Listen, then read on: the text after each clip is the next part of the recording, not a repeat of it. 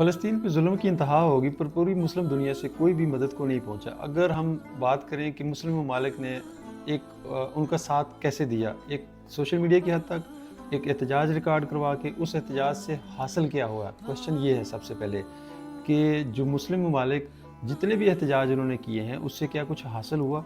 क्या वहाँ पे ज़ुल्म ख़त्म हो गया? क्या वहाँ के लोगों को ज़िंदगी गुजारने का हक़ मिल गया? इसराइल के इस ज़ुल्म से जो फ़लस्तीन के बच्चों के दो हिस्से हो रहे हैं जिस्म के, क्या वो हिस्से कटना बंद हो गए हैं? क्वेश्चन ये है कि इससे बेहतर तो हम अगर बात करें कि जो यूरोप ने एहतजाज किया उसके ऊपर अमेरिका ने थोड़ी सी तवज्जो दी है, लेकिन मुस्लिम ममालिक का जो एहतजाज है वो भी इतनी कम तादाद में एग्जिस्ट कर रहा है। हमारा यहाँ पे जो सवाल है वो ये है, इस एहतजाज से हासिल क्या होने वाला है?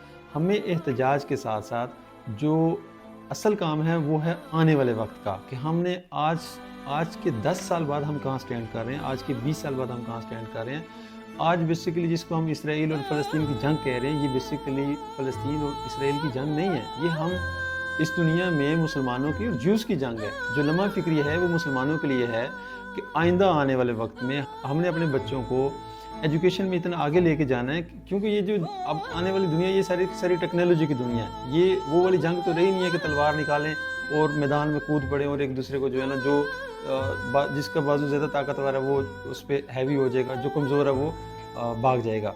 ये दौर आ गया टेक्नोलॉजी का। हमें इस बात पे सोचना चाहिए कि हम अपने आने वाली नस्ल को एजुकेशन क्या दे रहे हैं, उसको टेक्नोलॉजी के मतलब क्या बता रहे हैं। क्या फ़लस्तीनी अपने बच्चों को 2 हिस्सों में उठाते रहेंगे? अगर आज फ़लस्तीनी अपने मासूम बच्चों को 2 हिस्सों में उठा रहे हैं तो क्या कल हमारी बारी है?